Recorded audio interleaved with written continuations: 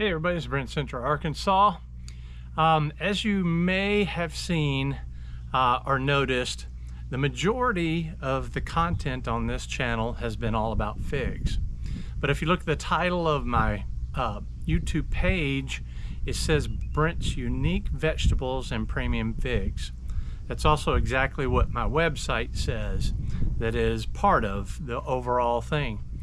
And so today's video, I want to give you the other half, Brent's Unique Vegetables. I want to kind of talk about that some.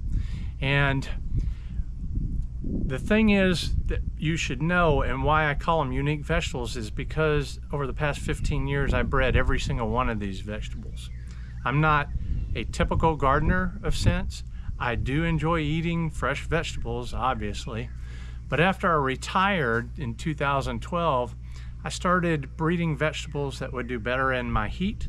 That's how it started. Then I got the bug and I started breeding all kinds of vegetables. In this video, I'm going to show you some lines that made it through the 15 years. And what I mean by that is I have crossed vegetables of so many different types and just, tried to get them to carry on to what's called open pollinated or highly inbred. And what that means is when you save the seed, it's true, it's going to grow back the same as the parent. And so I would say 1 in every 25 to 50 crosses or lines I'm trying to develop conceptually are failures. And many of the ones that are successful that you'll see here in just a minute, I had to go back in generations because the lines in the second generation, there's a whole lot of diversity and you can make a lot of selections. And then the third generation through the 8th generation, it gets less and less diverse. The genes are tightening. And so when I get to the 4th or 5th generation, if it's not what I like, I go back to like the 2nd generation and I try to do it all over again. And so I've had, I'll call it minimal success. I've got several lines that I'm really proud of. And over the years on my other channel, my gardening channel, which the link is in the description, but over the years, people have asked me for the seed. And I haven't given the seed up either because they weren't completely inbred enough where they would become true, or because I know that as soon as I give the seed out, the unscrupulous people will grow it, create a lot of seed, and they'll just start giving away or selling it and all that. And what happens with that is I lose any control whatsoever. And that kind of bothers me, to put in years of effort and just to, to lose total control when it's not my choice to do so. And so I've tried, up until very recently, I've tried to think of ways that I can get the seed to you and get a little return on my investment, as it were. And there isn't any way. I mean, I've thought of everything. And to be a seed seller, you have to, it's huge.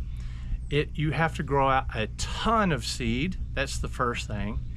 And then you have to protect the lines, or they'll be like early straight neck. I bet you don't even know who developed early straight neck, do you?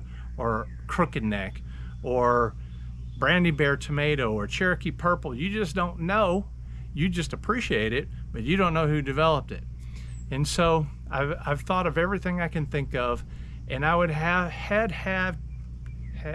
had to generate so much seed and then find a way to protect it. Now I could do a plant variety protection, a PVP, and I could even attempt to patent it, but I don't want to do all that mess because you gotta have legal background you have to hire legal people to go after people that are trying to take advantage of you. And unfortunately, in today's world, there's a lot of people trying to take advantage of you. So what I decided to do was, my last thing I decided to try to do was give away seed. It wouldn't have any of the protections that seed sellers, like seed companies, give you for a donation to my breeding work. and I'm not sure that's legal. And so I just started kind of giving up. But if I were to sell seed and advertise it as selling seed, even if it, I know I'm gonna lose control of it, I have to germinate test it. I have to send in samples to make sure there's no disease or problem areas. It's just a nightmare. So the last thing, what's on the website, was the donation for seed of your choice type of thing. And I can't remember if I said this. I'm going to give pictures of several different lines right now. And that is to cover the other half of what this YouTube channel is about my unique vegetables. And to tell you that I have an interest from a seed company. You know the name, but I'm not going to say it right now. I don't want to rub anybody the wrong way, because the potential is that they'll be able to take all the lines that you'll see and provide it the same way, I'm imagining, but I don't know for sure yet, the same way that say Haas's Tools or Johnny's Seeds or any of the others gives you open pollinated seed like yellow straight neck or yellow crooked neck or Brandywine or Cherokee Purple, all those I told you about. They provide that seed. Now, most of the seed companies, if you didn't know this, they buy from seed farmers, people that grow hundreds, if not thousands of acres of seed, and they sell it to all these different seed companies. It may not be exactly true that way as far as hybrid seed goes, but just for example, an open pollinated seed. So that being said, I'm in potential, I should know in the next couple weeks or so, whether or not we enter into a material transfer agreement, which is essentially growing outside of me, where these professional breeders, and I say professional, they're hired from out of college and they've spent time in the field and all that kind of stuff. They will take my seed, grow it all, and evaluate it. And so the interest right now is all of the seed you're going to see and then some. So if it pans out, that's going to be the way I go, because I'm almost 60 years old, and in less than a month, or in a month I'll be 60.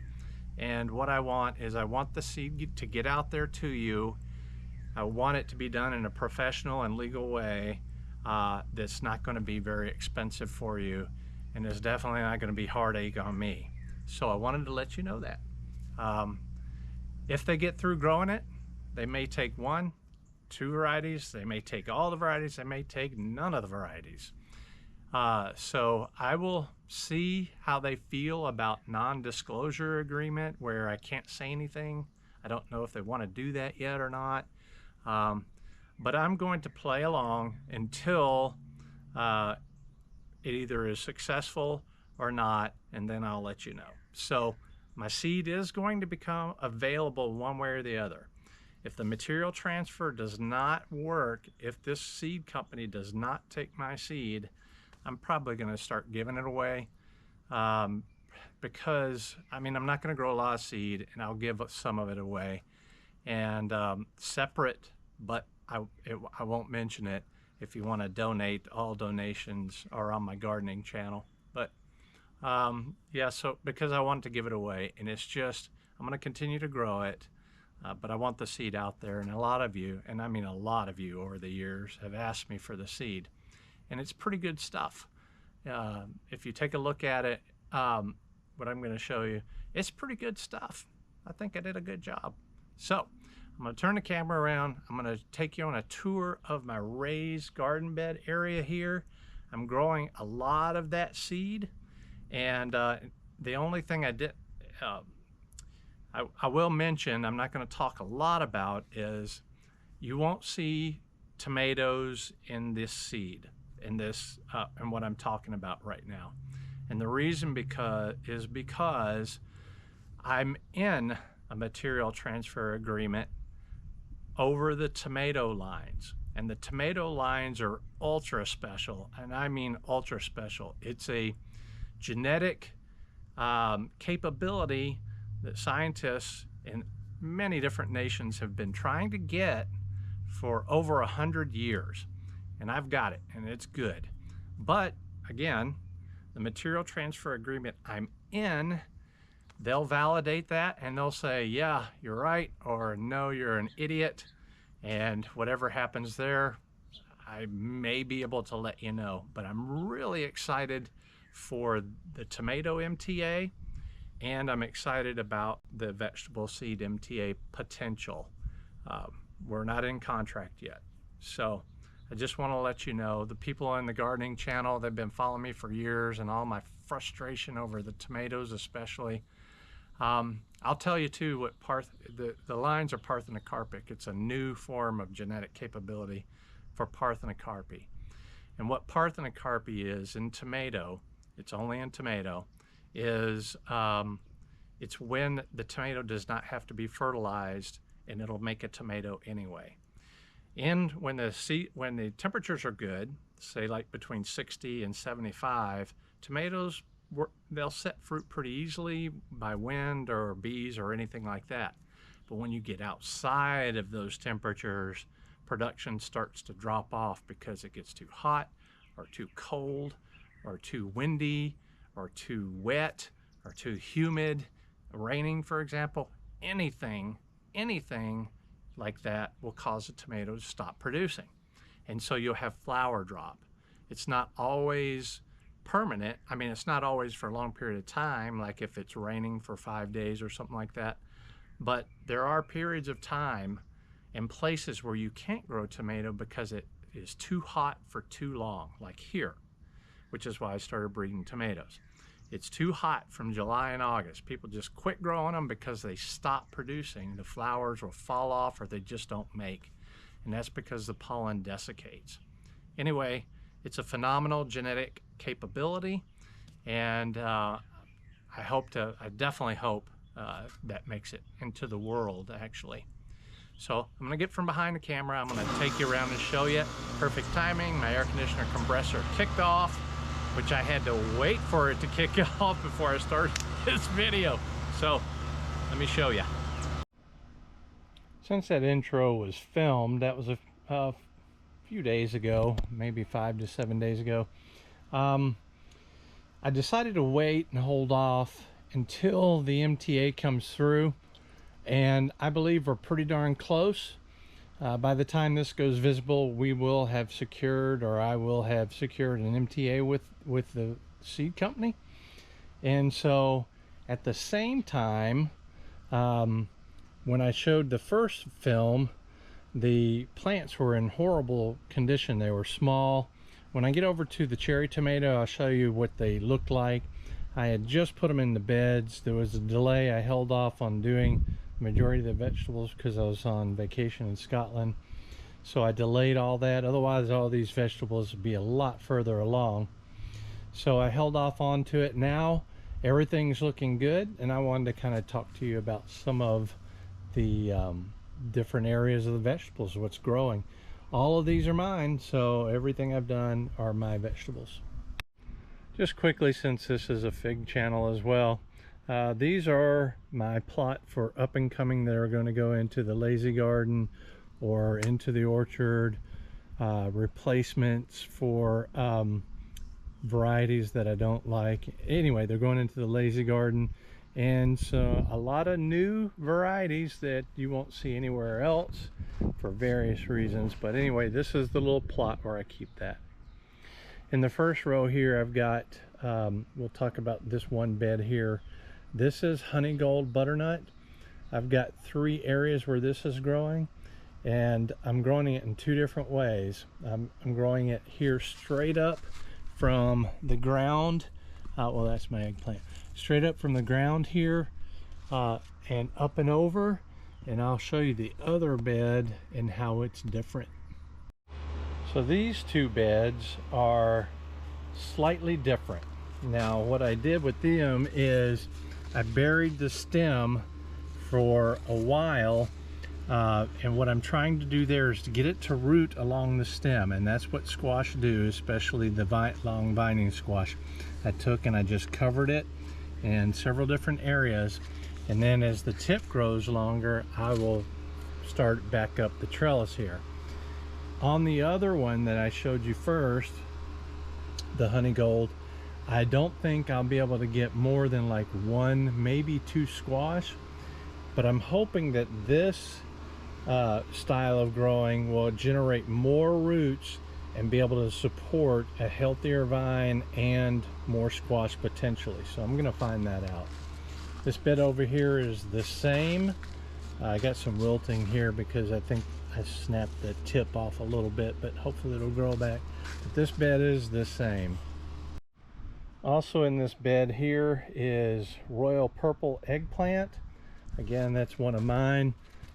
I got a flower there, so I'm going to tap it. I'm going to take you around to the back side here, so because it's a little easier to see.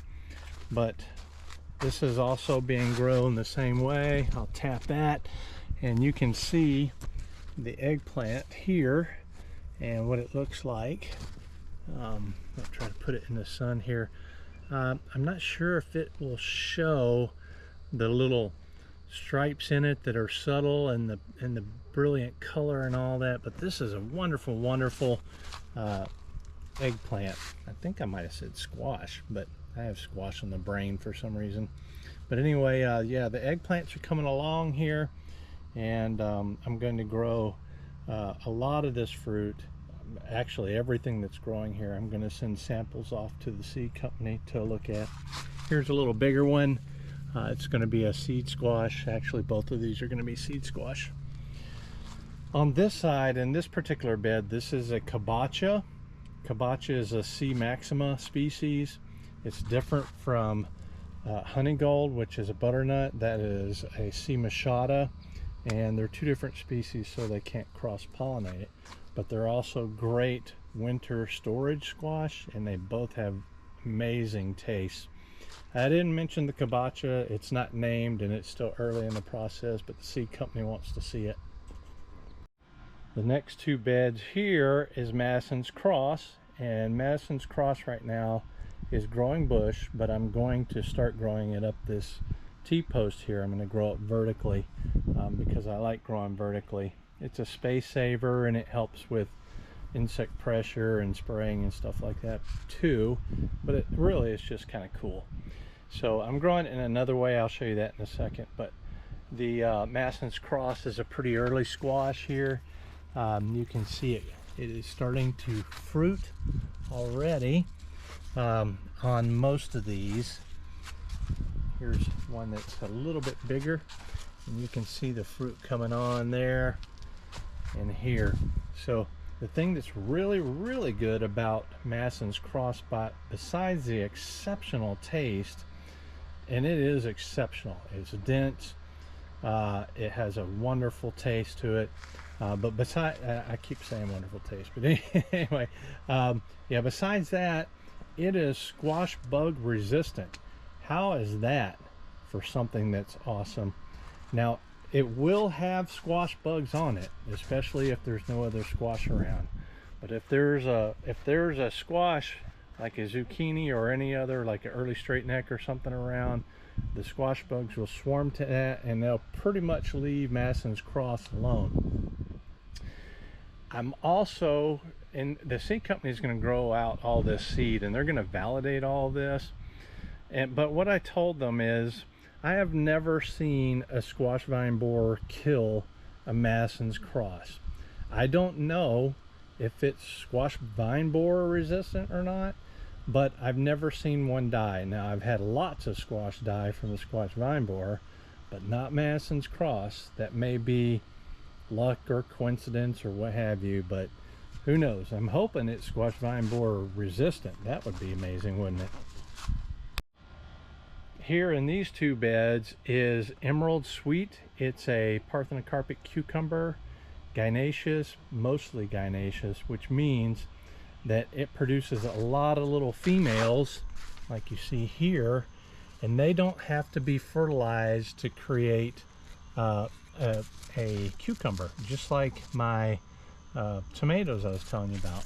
They also occasionally throw a male flower, and that's good if you want to pollinate it to save the seed. So you'll get some male flowers, and I'm still in the selection process, so I'm selecting for heavily female producing fruit. Let me see if I can find one. Yeah, there's a baby on there. But anyway, this one's a really good sweet fruit, big slicer cucumber. So yeah, I really like this one, and here's another baby here. So I'm really looking forward to saving the seed for this one and enjoying those cucumbers. I'll go ahead and talk about the tomatoes here. These are the paste tomatoes in these 4 beds right here. And the paste tomato is also parthenocarpic. I'm focusing on 3 lines, and I've bred well over 50 different parthenocarpic lines, but I've decided to focus on 3: 1 paste, 1 slicer, and 1 cherry. They're called in that order: Roma Bear, Brandy Bear, and Cherry Bear, and I'll show you those. This is Roma Bear, and it's early in the process so of selections, and there's a little bit of difference in the shape of the tomato. As you can see here, this one's got the longer nipples here. This one's a little bigger, and it's starting to change color, but they all have parthenocarpic behavior to them. This one's a little older school look because of one of the parents it was bred to, but they're all setting fruit exceptionally well. The lead contender for saving right now is this one here, and that's because it is amazing taste. So yeah, it's going up and over. Right now it's in the 90s, and so the plants even though there's not a lot of shade right now, because there's not a lot of shade right now, they're struggling a little bit here. Whereas if you look up here, I put these shade little things I made here, and these are not struggling because they get a reprieve from the heat. What I need to do is make a couple more over here so that they can have a little reprieve from the heat. But the problem with that is they are already so tall and going over to grow on top here that I may just have to let them shade themselves. And so that's kind of why I haven't done that. Plus, I don't have any more of these. In these 2 beds here are more of Madison's Cross that are going to be grown vertically. That's why the T-posts are there. So they're in the same status as the ones I just showed you, and you can see the little babies there. So Madison's Cross is open pollinated. The seed within it is open pollinated. In these 2 beds, or these 4 beds here, I'll show you here. In these 4 beds here is Brandy Bear. That's my slicer tomato. You can see here the size of that one.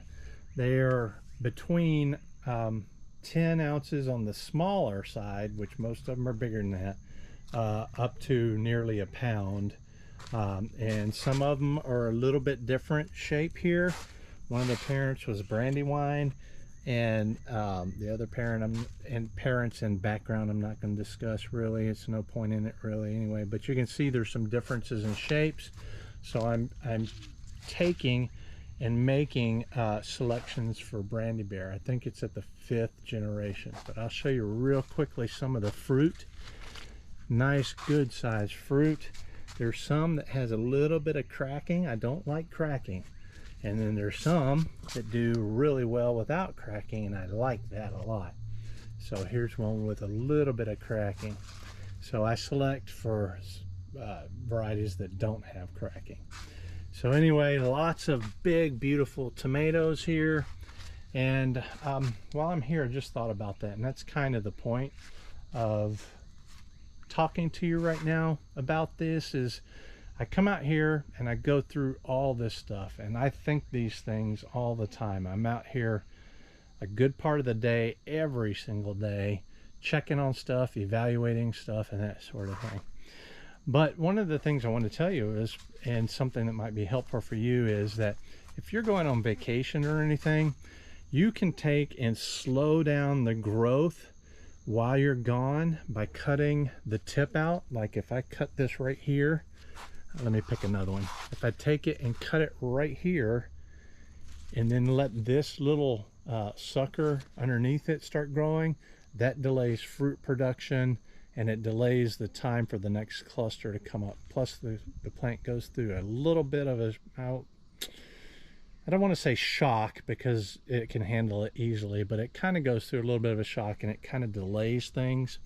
So if you go on vacation and you want to keep stuff going and you have auto watering like I do, you can just cut the tip out and let the sucker underneath it grow. Now you saw me talk about that row, those two beds over there. Over here is the same thing at Brandy Bear along the back here. With the paste tomato over here, I started culling or removing varieties or plant selections that I didn't like. And so you'll see with my cherry tomato, I'm down to only one with it. With these, there were like 6 or 7 in each bed, and I've already removed it down to 1 each in these 2 beds, and 2 in that one, and 2 and over in that one. But as time goes on and I evaluate it, I start tightening my thought process for which one I want to come to carry on. And the one over there that I told you about, that's probably going to be the one.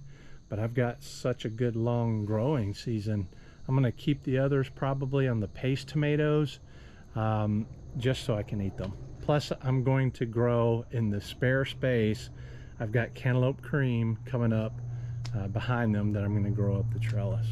Anyway, back to the Brandy Bear on these two. I've got my peppers.